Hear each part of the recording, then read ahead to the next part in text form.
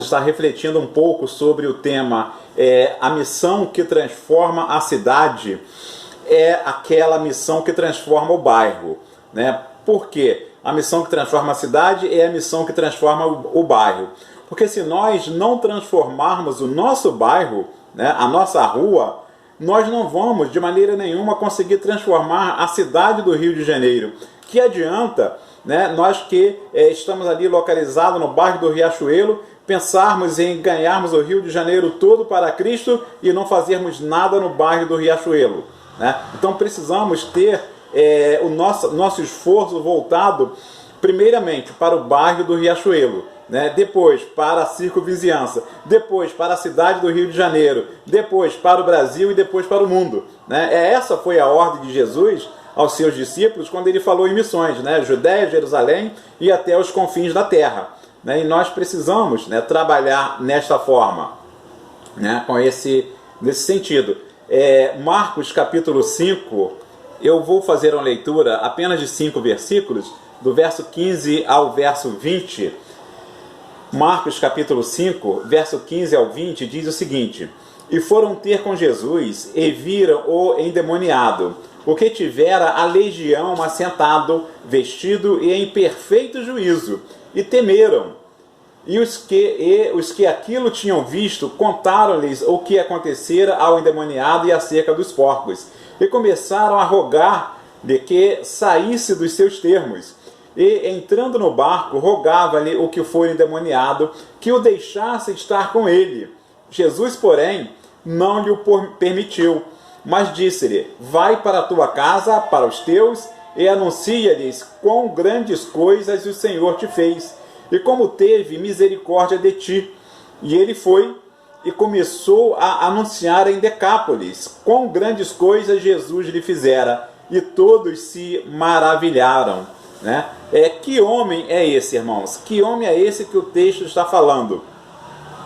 Esse homem, diz a história dele, que ele vivia acorrentado dentro de um cemitério, ele vivia nos sepulcros, tá? E ali as pessoas que passavam naquele cemitério, na periferia deles, eram atacadas por aquele homem. As pessoas tinham problemas, né, com esse homem, porque ele era um endemoniado, né? Ele atacava as pessoas, né? O texto narra, o início desse texto, né, narra a história desse homem, o que ele fazia, narra o seu passado, né? E às vezes nós somos advertidos a deixarmos o passado para trás, né? Seguirmos em frente, mas quando nós olhamos para o passado desse homem e olhamos para o presente no texto que a Bíblia nos fala, né, percebemos aí a diferença. Ele vivia acorrentado, vivia dentro de um cemitério, atacava as pessoas, até que ele teve um encontro com Cristo, né? Com certeza a nossa vida era diferente antes de termos um encontro com Cristo. A vida daquele homem era diferente antes dele se encontrar com Cristo. A nossa vida foi diferente antes de nos encontrarmos com Cristo. Isso quer dizer que, quando nós nos encontramos com Jesus, a nossa vida precisa ser transformada, né? O contexto desse texto, né, mostra um homem que tinha uma legião de demônios. O que é isso, pastor? Não era só um demônio que existia naquele homem. Não eram 2 demônios, não eram 3 demônios, não eram 5 demônios. Eram vários demônios, né? O texto diz que estavam ali, naquele local, cerca de 2.000 porcos. E quando o demônio sai daquele homem, ele entra naqueles porcos. Então, se tinha em torno de 12.000 porcos, e cada demônio entrou em um porco, para que aquele porco se lançasse precipício abaixo e morresse, então ali tinha em torno de 2.000 demônios naquele homem, considerando a quantidade de porcos que tinha e o que aqueles porcos fizeram quando os demônios saíram daquele homem e entraram nos porcos, né? Então Jesus encontra-se com este homem demoniado e transforma a vida dele, liberta aquele homem, né? E isso deve ser o nosso desejo, ser libertados, sermos transformados por Jesus. Qual é o seu desejo, né? Qual é o que você deseja para aqueles que você conhece, sabe, que está nessa situação? Com certeza é a libertação. O texto nos apresenta um paradoxo, né, do que a gente lê com relação ao id, né, ao seguir Jesus, né? Porque o texto fala que Jesus libertou aquele homem, E aquele homem logo a seguir quis seguir Jesus. Jesus entra no barco e aquele homem, diz o texto, que vai, né, na direção de Jesus e quer entrar naquele barco também. E Jesus diz para ele: não, você não vai me seguir. Você vai voltar para a sua casa, para a sua cidade, e vai falar ali na sua casa, na sua cidade, naquela região, tudo que eu fiz por você. A maneira como você foi transformado. O homem não seguiu Jesus, né? E a gente vai ver, né, que a palavra diz para deixar tudo e seguir. Deixar tudo e seguir. Mas há várias maneiras como nós podemos seguir Jesus. Aquele homem queria seguir ali a princípio de pertinho, lado a lado com ele. Mas muitas pessoas, né, podem estar seguindo a Jesus e estar seguindo, fazendo o seu trabalho distante. Seguiam Jesus naquela época fazendo o trabalho distante, né? E nós hoje seguimos a Jesus, sim. Jesus está conosco, sim, mas Ele está no céu e nós fazemos o que Ele estaria fazendo se estivesse no nosso lugar. Então aquele homem recebe essa ordem de Jesus: vai para a sua cidade, vai para a sua casa e faz aquilo que eu não poderei fazer porque eu não vou estar lá. Entenderam? O que Jesus estava dizendo para aquele homem? Você vai fazer o que eu estaria fazendo em Decápolis. Você vai fazer o que eu estaria fazendo na sua casa. Você vai fazer o que eu estaria fazendo na sua rua. Você vai fazer o que eu estaria fazendo na sua cidade. Isso Jesus está dizendo para cada um de nós. Você deve fazer aquilo que Jesus estaria fazendo no seu bairro, na sua rua, na sua casa. O homem, ele foi liberto e recebeu uma missão. Qual foi a missão que aquele homem recebeu? Evangelizar Decápolis, né? Decápolis, a princípio, quando a gente lê o texto, a gente pensa que era uma cidade, né? Por ele ter recebido essa ordem de ir para Decápolis. Mas Decápolis era uma região em torno de 10 cidades. Tá? Por isso o nome Deca, 10 e Policidades, 10 cidades. Uma região que era formada por 10 cidades, né, que era chamada de Decápolis, e aquele homem recebe essa ordem de voltar para aquele local, né, e falar o que Jesus havia feito por ele, né? Eu entendo que aquele homem deveria ser bem conhecido naquela região, porque o texto não diz a idade daquele homem, o texto não diz quanto tempo ele estava naquela situação, mas quando alguém, irmãos, fica numa situação dessa, né, a notícia corre mais rápido, né? A notícia corre e as pessoas passam a saber como está aquela pessoa. Então eu entendo que aquele homem, o texto não diz quando ele passou a ser endemoniado, tá? Porque ele pode, em um momento da vida dele, ter sido endemoniado, e o texto não relata, e com certeza foi dessa forma, tá? Não diz com que idade ele tinha quando esses demônios passaram a habitar naquele homem, né? É a chamada possessão, né? Ele ficou ali sendo moradia, sendo tabernáculo, sendo o templo daquela legião. O texto não diz isso, mas aquele homem foi liberto e recebeu uma missão: evangelizar o local onde ele morava, né? Deixa-nos entender o texto que ele foi um soldado solitário. E às vezes a gente se sente assim, né? Um soldado solitário, alguém que recebe uma missão para desenvolver, e você olha para um lado, procura ajuda, não tem ajuda, olha para o outro, às vezes não tem ajuda. Aquele homem, se ele não confiasse, não tivesse acreditando na ordem de Jesus, o que Jesus faria por ele, talvez ele tivesse fracassado. Mas a gente vai ver daqui a pouco que aquele homem foi bem sucedido, porque é isso que Jesus nos promete: estar conosco, independente da missão que ele nos dá. Neste tempo de Missões Rio, né, nós precisamos entender que somos chamados para uma missão na cidade do Rio de Janeiro. Você foi chamado para evangelizar, primeiramente, a cidade do Rio de Janeiro, porque é ela que você reside, é ela que você mora. E partindo desse princípio, você foi chamado para evangelizar o bairro do Riachuelo, o bairro de Vila da Penha. A irmã Eliane está ali, né, mora em Vila da Penha, mas também divide essa responsabilidade com o Riachuelo, né? Então, as pessoas são chamadas para essa responsabilidade local. Por quê? Né? Jesus mandou que os discípulos fossem evangelizar, fossem pregar, primeiro a Judéia, depois em Jerusalém e depois então aos confins da terra. Então nós recebemos esse chamado primeiramente para a cidade do Rio de Janeiro. Então, nesse tempo de Missões Rios, nós precisamos entender que, como igreja, somos chamados para uma missão: evangelizar o bairro do Riachuelo. A igreja está ali há 37 anos, se não me falha a memória, né? 38 anos já, são 2020, 38 anos. E precisamos continuar desenvolvendo essa missão que Jesus Cristo nos chamou ali para estarmos trabalhando no bairro do Riachuelo. A primeira lição a destacar é que quando nós aceitamos a Jesus, Ele dá uma missão. Pelo menos uma missão para cada um de nós. Com certeza, você recebeu uma missão quando você levantou a mão aceitando Jesus Cristo como Salvador. Ele te deu pelo menos uma missão. Não sei se você já entendeu essa missão, não sei se você já conseguiu identificar essa missão, mas com certeza você tem uma missão. Você tem uma missão. Mesmo que seja, se você não consegue subir o morro, não consegue andar, não consegue caminhar, nem que seja estar dentro da sua casa orando, intercedendo. E essa é uma das principais missões que a igreja, um dos principais suportes que a igreja precisa ter. Porque enquanto você ora e outro trabalha, ele é fortalecido. Enquanto você ora, outro trabalha, ele é protegido por Deus através das suas orações. Diz o texto, Efésios 4:11, e ele mesmo deu uns para apóstolos, e outros para profetas, e outros para evangelistas, e outros para pastores, e outros doutores. Né? É o apóstolo Paulo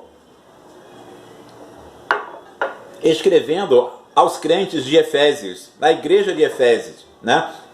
Ele fala, olha, Jesus deu uns para apóstolos, outros para profetas, outros para evangelistas, outros para pastores e doutores. Então Jesus, ele não centralizou os dons, né, tudo em uma pessoa só. Né? Ele não falou, olha, você vai ser bom, mas só você vai realizar a minha missão. Não. Cada um ele capacitou para fazer alguma coisa. E o ministério da oração, ele também deu a alguns. Né? Às vezes nós percebemos que a pessoa tem uma oração especial, não vou dizer uma oração mais poderosa que a do outro, mas uma oração especial, né, diante de Deus, por algumas questões. Tá? Aquela pessoa, a oração daquela pessoa parece, em alguns momentos, ser mais poderosa do que a minha e do que a de outras pessoas. Porque a intimidade dela com Deus faz a diferença. Né? A intimidade dela com Deus faz a diferença. Então Deus chamou alguns para o ministério de oração. Deus chamou alguns para profetizar. Deus chamou alguns para evangelizar. Deus chamou alguns para ser pastores. Deus chamou alguns para ser doutores. Então, quando nós entendemos isso, nós entendemos que cada um de nós tem uma missão na igreja do Senhor Jesus. Por que algumas vezes não cumprimos a missão que recebemos? Você já recebeu alguma missão e não conseguiu cumprir ou teve dificuldade para cumprir essa missão?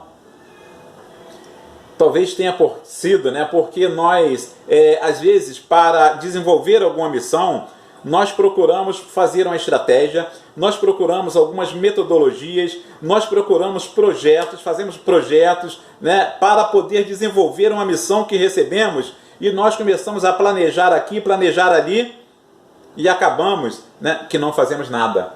Nós não encontramos estratégias, não encontramos projetos, não encontramos metodologias, e por isso nós não fazemos nada. Aí a missão, né, vai por água abaixo. Mas eu te pergunto, né, quais foram as estratégias de evangelismo utilizada por aquele homem para evangelizar Decápolis?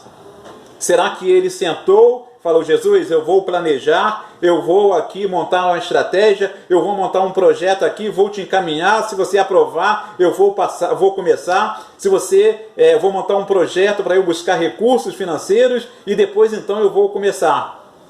Não foi isso que aquele homem fez. Ele saiu dali, da presença de Jesus, e com certeza na mesma hora ele voltou para a sua casa, né? E ali na sua casa ele já começou a falar o que Jesus fez. Depois ele foi para a sua rua, voltou, começou a falar o que Jesus fez na sua vida. Foi para a sua cidade, começou a falar o que Jesus fez. Ele não fez nenhuma estratégia, ele não usou nenhuma metodologia especial. A única coisa que ele fez, e a mais importante, foi depender do Espírito Santo de Deus.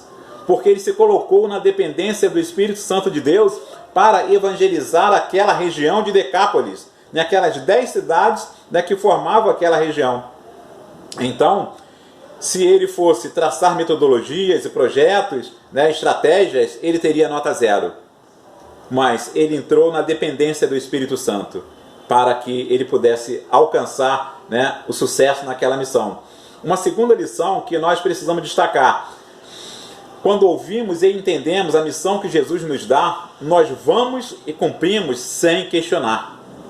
Sem questionar. Aquele homem, eu penso que ele ali, né, naquele primeiro momento, ele tinha um grande desejo de seguir a Jesus. Porque todos nós, né, se estivéssemos naquela situação, nas condições daquele homem, o nosso primeiro desejo seria estar junto com Jesus. Mas aquele homem foi diferente. Ele queria estar junto com Jesus, Jesus entra no barco, né, ele vai como se fosse entrar no barco, e Jesus diz: não, volta para sua casa. Volta para sua casa e vai falar na sua casa o que foi feito na sua vida. Quando nós recebemos uma missão, é porque a pessoa que nos deu a missão, ela conhece a nossa capacidade, ou ela vai nos dar o suporte necessário para que a missão seja desenvolvida. Se eu, né, dou uma missão a um membro da igreja, é porque eu sei a capacidade daquele membro, eu conheço a capacidade daquele membro, né? Ou eu vou dar a missão, mas vou falar para ele: olha, eu vou te dar o suporte necessário. No que você precisar, você vai pedir, você vai solicitar, e nós vamos, como igreja, te apoiar. Eu entendo que essa segunda opção foi a que Jesus fez, através do Espírito Santo de Deus. Quando aquele homem vai para a sua casa, vai para a sua rua, vai para a sua cidade, Jesus estava ali, né, na presença dele, através do Espírito Santo, dando esse suporte necessário para que a missão que ele recebeu ali fosse realizada. Quantas vezes Jesus esteve naquela região de Decápolis? A Bíblia nos deixa entender que essa, né, era talvez a primeira vez que Jesus estava naquela região. Mas diz o texto, o contexto, né, que ele voltou àquela região em outro momento. Depois desta vez, ele volta àquela região. O que a Bíblia fala de João Batista? Né? João Batista, a Bíblia diz que ele preparou o caminho para que Jesus pudesse começar o seu ministério, não é isso? Né? João, ele começou o caminho para que Jesus começasse o seu ministério. E quando nós olhamos para esse texto do Gadareno, fazendo aí, né, uma comparação, uma analogia com relação à cidade ali, né, a área de Decápolis, Gadareno foi esse João Batista, né, fez o que João Batista fez para Jesus. Aquele Gadareno, que a palavra não diz o nome, né, a Bíblia não diz o nome dele, ele começou a preparar o caminho para que Jesus pudesse voltar àquela cidade mais uma vez, e a sua segunda ida àquela região fosse diferente. O que aquelas pessoas fizeram nesse primeiro momento, né? Nessa primeira ida de Jesus àquela cidade, quando ele expulsa o demônio, eles logo dizem para ele: olha, sai da nossa região, né? Vai para longe daqui. Porque eles temeram, eles ficaram atemorizados, né? Eles ficaram aterrorizados talvez, e Jesus saiu ali no barco. Mas diz o texto que Jesus volta àquela cidade mais uma vez. Em Marcos 7:31, né, nós lemos o seguinte, Marcos 7:31 a 35, e Jesus voltando: e ele, tornando a sair dos termos de Tiro e de Sidom, foi até o mar da Galileia, pelos confins de Decápolis. Olha só, Jesus volta agora pela ponta, pelo fim de Decápolis, pela outra ponta de Decápolis, né? E aquele homem ali já havia chegado naquela região. Diz o texto, e ele, tornando a sair dos termos de Tiro e de Sidom, foi até o mar da Galileia, pelos fins de Decápolis, e lhe trouxeram um surdo, que falava dificilmente, e rogaram-lhe que pusesse a mão sobre ele.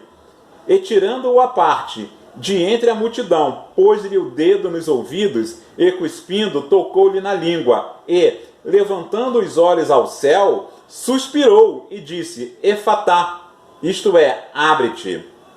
E logo se abriram-lhe os ouvidos, e a prisão da língua se desfez, e falava perfeitamente. né? Olha a diferença nessa segunda vez, né, do que naquela primeira vez quando Jesus realizou essa expulsão de demônios desse homem. Primeiro eles mandam que Jesus saísse. Agora eles chamam Jesus para que ele faça um milagre na vida daquele jovem. Então isso nos deixa entender, né, que esse gadareno, ele preparou o caminho para Jesus. Ele preparou a estrada, ele preparou o coração das pessoas para que quando Jesus chegasse ali pela segunda vez, ele já fosse recebido de forma diferente. Às vezes nós, né, precisamos fazer isso na vida das pessoas. Precisamos preparar o caminho para que quando alguém chegar apresentando Jesus outra vez a pessoa que nós fomos pela primeira vez, né, essa pessoa não rejeite esse evangelho. Às vezes, irmãos, nós vamos falar de alguém, com alguém de Jesus, né, e essa pessoa começa a falar: olha, eu conheci um crente na igreja tal, ou tenho um vizinho assim, ou meu pai é assim, minha mãe é assim, meu irmão é assim, e aquilo afasta a pessoa de Deus, afasta a pessoa de Jesus. É o inverso do que esse gadareno fez, né? Porque ele chegou naquela cidade, ele começou a falar o que Jesus fez, e agora, nesse segundo momento, as pessoas chegam e chamam Jesus para que ele libertasse aquele jovem. Qual o resultado numérico, né, desse trabalho do gadareno, desse trabalho dessa pessoa que não tem nome, né? É identificado apenas como gadareno, né? Marcos 8, de 1 a 9, eu vou ler rapidamente, nos mostra ali mais ou menos o resultado dele, o resultado do trabalho daquela pessoa que nós chamamos de um soldado solitário naquela região de Decápolis. Marcos 8, 9 diz o seguinte: e os que comeram era quase 4.000 e os despediu. Jesus volta outra vez daquela região, né? E ali ele alimenta quase 4.000 pessoas. Aí a gente percebe, né, o trabalho que aquele homem teve naquela cidade. A apresentação dele impactou aquela cidade, foi um evangelismo relevante, ele fez a diferença, e quando Jesus volta àquela cidade, ele foi recebido de outra forma. Às vezes nós precisamos parar, né, para pensar como nós vamos referir, né, as pessoas, falar de Jesus, ou como nós estamos falando de Jesus onde nós vivemos, onde nós moramos, onde somos conhecidos. Quando fazemos, somos conhecidos. Aquele homem ficou conhecido ali, porque ele evangelizou aquela cidade. Decápolis, antes e depois do Gadareno. Olha a diferença quando nós paramos para pensar naquela cidade antes do Gadareno. Né? Antes, né, eles pediram Jesus para sair.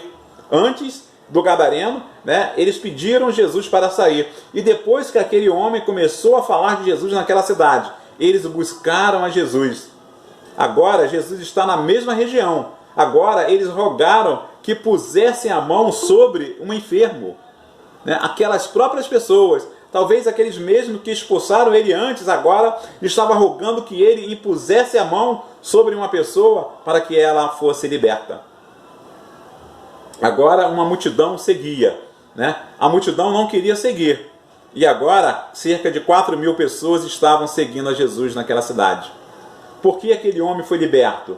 Ele serviu de testemunho do poder de Deus.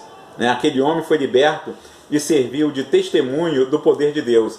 A evangelização nas igrejas de nosso tempo, ela precisa avaliar, né, a evangelização da nossa Decápole. Né? Hoje, a igreja precisa avaliar como está sendo feito o trabalho de evangelismo no seu local, né, onde ela foi estruturada, onde ela foi organizada. Né? Podemos considerar que Riachuelo é a nossa Decápole, porque é ali que a igreja está. É ali que nós precisamos trabalhar, é ali que nós precisamos anunciar Jesus. Porque se Jesus, quando voltar, né, der uma passadinha por Riachuelo, será que as pessoas vão conhecê-lo? Se Jesus, quando voltar, ele passar por ali, né, como ele vai ser recebido?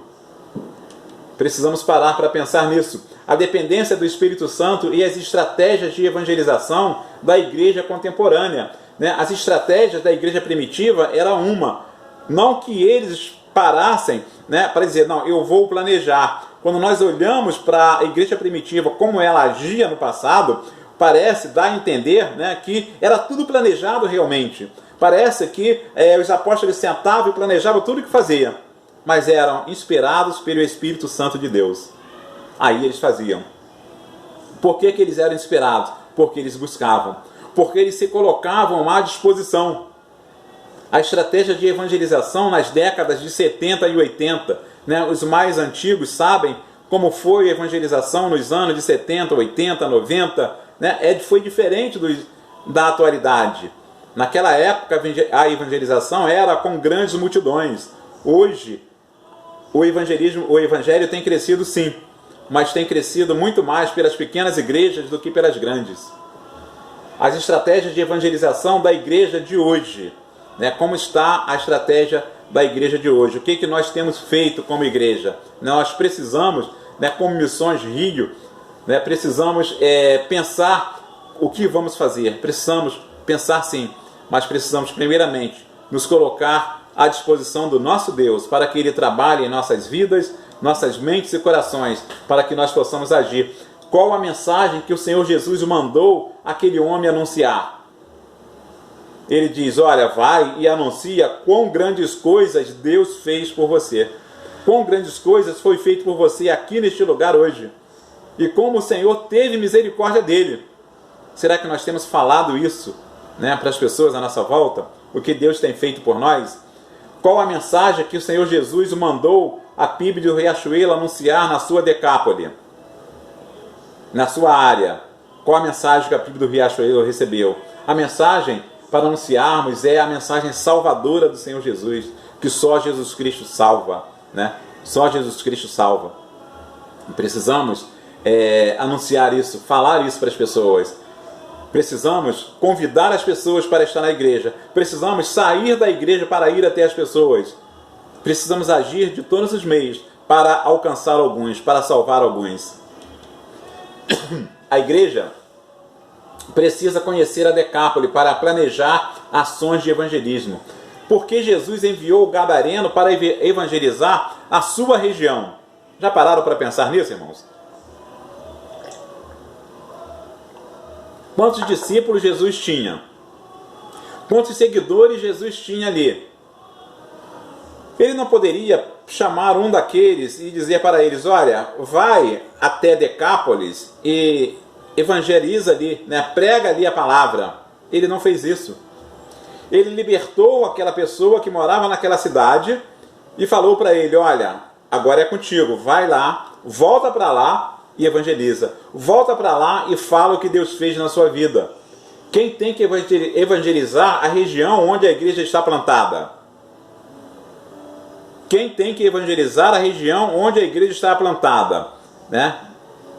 A igreja lá do Recreio vai sair aqui para vir para o evangelismo, do Riachuelo fazer evangelismo. A igreja lá do interior do Brasil vai sair de lá para vir aqui para o Riachuelo fazer evangelismo. Ela pode até participar de uma ação evangelística na região, apoiando, mas o pontapé inicial, né, tem que ser dado pela igreja local. Então a responsabilidade é da igreja local. Quem tem que evangelizar a região onde a igreja está plantada é a igreja. Ou seja, a igreja somos nós. Então essa responsabilidade cai sobre nós. A melhor forma de transformar uma realidade é conhecer nos seus detalhes. É conhecer a realidade daquele local nos seus detalhes. Eu entendo que foi por isso que Jesus chamou aquele gadareno para que ele evangelizasse. Porque ele sabia os becos e vielas, ele sabia todos os caminhos daquela cidade. Porque, com certeza, né, a Bíblia não diz, mas ele pode ter sido ali nascido e criado naquela região. Então ele conhecia muito bem aquela região. Né? Então, quando nós estamos ali no bairro do Riachuelo, aqueles que moram ali na área conhecem aquelas ruazinhas todas, né? A gente tem conhecido aquilo ali há pouco tempo, mas alguns precisam conhecer a sua área de atuação. A igreja precisa conhecer a sua área de atuação, precisa conhecer a necessidade física, a necessidade, né, material, mas a necessidade espiritual principalmente. E é conhecendo essa necessidade espiritual que nós vamos traçar ou fazer uma batalha espiritual. E com certeza vamos ser vencedores. A melhor forma de transformar uma realidade é conhecendo, né, nos seus detalhes. Concluindo, você está satisfeito, né, com a sua decápole? Você está satisfeito com o bairro onde a sua igreja está plantada, foi ali organizada? Jeremias 29:7 diz: orai pela paz da cidade. Né? Orai pela paz da cidade. O profeta Jeremias nos exorta a orar pela cidade, para que ela tenha paz. Né? Algumas versões dizem, para que ela seja próspera. Porque a cidade sendo próspera, né, não aqui falando no termo de não aqui falando de evangelismo da prosperidade, mas quando a cidade cresce, quando a cidade evolui, ela traz benefícios para você também. Não na mão de políticos corruptos, né, mas quando a cidade cresce, aquele munícipe, né, aquele morador daquela cidade, ele também é beneficiado. Por isso que o profeta diz, orai pela paz da cidade. Quando ela está em paz, nós podemos ter paz, nós teremos paz. Você está satisfeito com o seu bairro? Então oremos, né, pelo bairro onde a igreja foi plantada. Oremos pelo bairro onde cada um de nós mora, mesmo que não seja no bairro do Riachuelo, mas focando ali no bairro da igreja. Nós recebemos essa missão de estarmos trabalhando naquele bairro, naquele local, para poder